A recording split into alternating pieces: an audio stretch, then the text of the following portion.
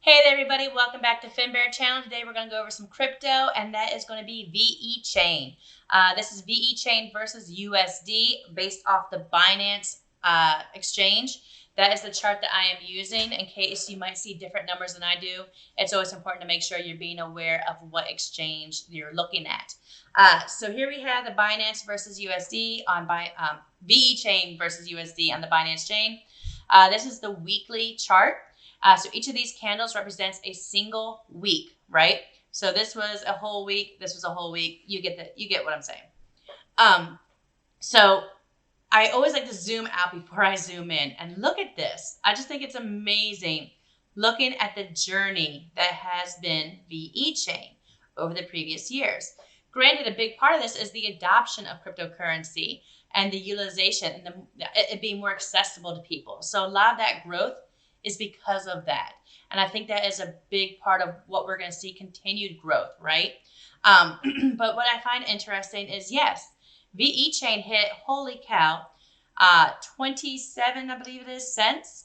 A few weeks ago, the week of April 12th, they hit all the way up to that point, 27 cents. Actually, 0.2798, so close to 28 cents, all-time high.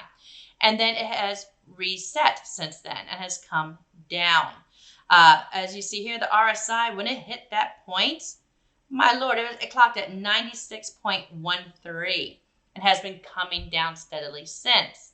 That second week right here, the second red week, my Lord, we hit all the way from a high of, let me see that real quick, of 20 cents all the way down to 6 cents in 1 week. And then we've rebounded and then we continue to come back down. What I do find interesting by looking out on the weekly is that this area of 0.0570 is a strong zone of support for us right now. It was previously resistance. Here you can see when it hit its peak on this one right here, it hit around at that green line that I have drawn. The following week, it closed right at it and it touched that point again. Here it touched it. That wick is touching it. Here the wick is touching it. Here it surpasses it. Here it gapped down back to it where it became support and it's moved its way up. And then when we had this bloody week, it touched back down and revisited that line. And then last week, it revisited that line. I would not be surprised, although we did have great gains, my Lord, today, going all the way up to 9 cents. But I would not be surprised to see a possible continuation down and touching this point one more time with some consolidation between current price point, actually just shy of it. I would say 0.0948 and 0.0570. Don't be shocked to see a little bit of channeling action happening in that zone and in the greater zone between that 0.05 and that 0.13. Just don't be shocked by it if you see that. Because that is what I see forming. Because I see that this Bollinger Band is coming up and this Bollinger Band is going to come down. We're going to get that compression again that we like to see. And then after a few weeks, boom, I think we're going to see some more movement, which makes me happy. That gives the RSI enough time to reset. The Stotch is right now still giving a bearish signal at 14.6 under 21.56. So there's a gap between that number, those two numbers, which is pretty healthy, which is telling me that there's still room downward things going. Not trying to upset anyone that made a lot of gains. My Lord, here we are on the hourly. Look at this rip, this rally that happened the past 2 days and currently happening. And now it is understandably resetting. We clocked all the way up to 90.24.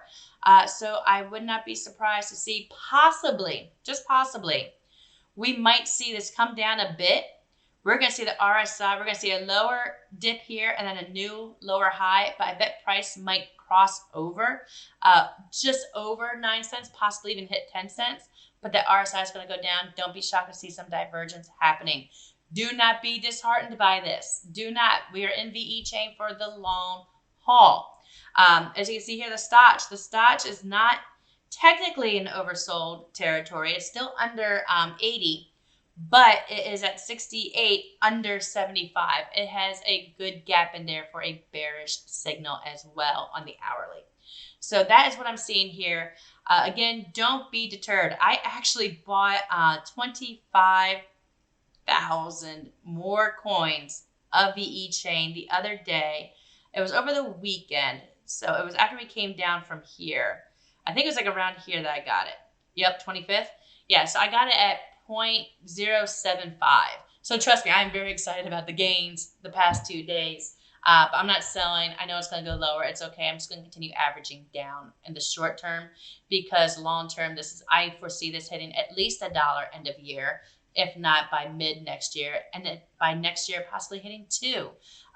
There's so much utility going on with this token. I believe in Sunny Liu, who is the founder of this coin, or co-founder of this coin. I believe in his background. I like it overall, and it has a really strong footing in China. So I think that if and when China does develop its official coin, I would not be surprised if VeChain had something to do with it in their blockchain. So I'm very involved with that. And that is my video for today on VeChain. Please don't forget to hit that like and subscribe. Let me know what you're thinking. And as always, I hope you're having an amazing day. I hope you're doing great things. And let's go make some money.